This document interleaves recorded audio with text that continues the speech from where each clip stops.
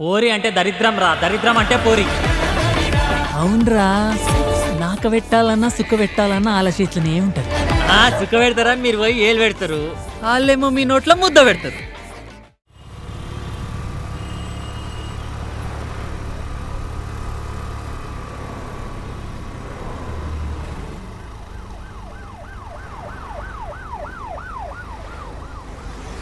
నిన్న దిలీప్ వాళ్ళ ఆవిడ ఫోన్ చేసింది. ఇవాళ వాళ్ళ పాప బర్త్డే అంట. బర్త్డే పార్టీ ఉంది సాయంత్రం. వాళ్ళమ్మ నాన్న కూడా ఊరి నుంచి వచ్చారంట. వెళ్దామా మనందరం? ఫ్యామిలీతో మనందరినీ పిలిచారు. నేను రాను, నాకు పనుంది, మీరు వెళ్ళండి.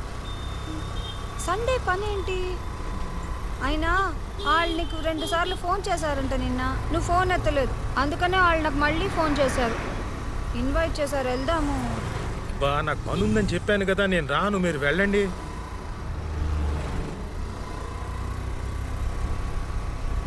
దిలీప్ వాళ్ళ నాన్న నిన్ను చూడాలంటున్నారంట. అయినా నాకు అర్థం కాదు, ఎక్కడికైనా అనేసరికి ప్యాంట్ ఎగేసుకుని తయారవుతావు, కానీ ఇక్కడికి వెళ్దామంటూ ఎప్పుడు వద్దంటావు. అసలు ఏంటి నీ ప్రాబ్లం? బా అలాంటిది ఏం లేదు. దిలీప్ నాకు ఫోన్ చేశాడు, వాళ్ళ పేరెంట్స్ వస్తున్నారని చెప్పాడు కూడా. నాకు నిజంగానే పనుంది, మీరు వెళ్ళండి, ఓకేనా?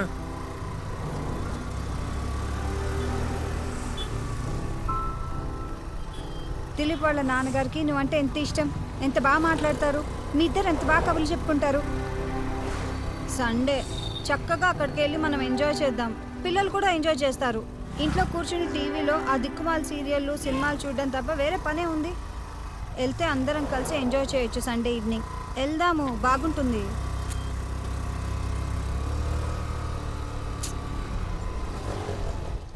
నిన్నే వెళ్దాం. ఏంటి మాట్లాడు?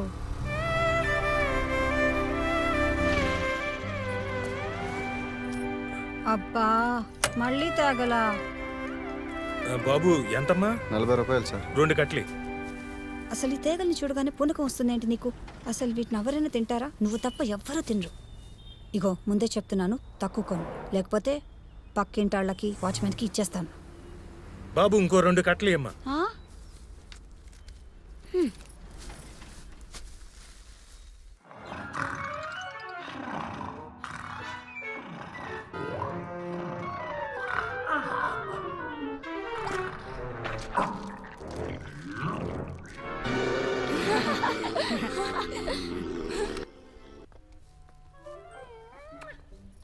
ఆరు కట్టలు. మేం బర్త్డే పార్టీకి వెళ్ళొచ్చేసరికి నువ్వు ఒక్కడే కూర్చుని మొత్తం తిని.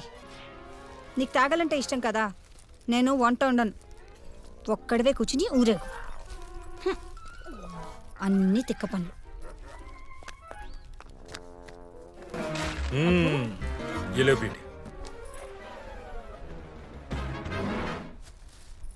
ఏలో బేటా.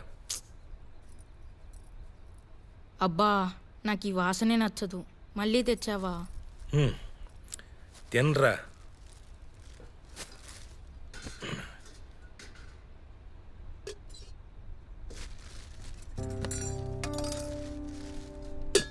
మీ అబ్బాకి మామూలుగా ఏదన్నా చెప్తే అస్సలు గుర్తుండదు.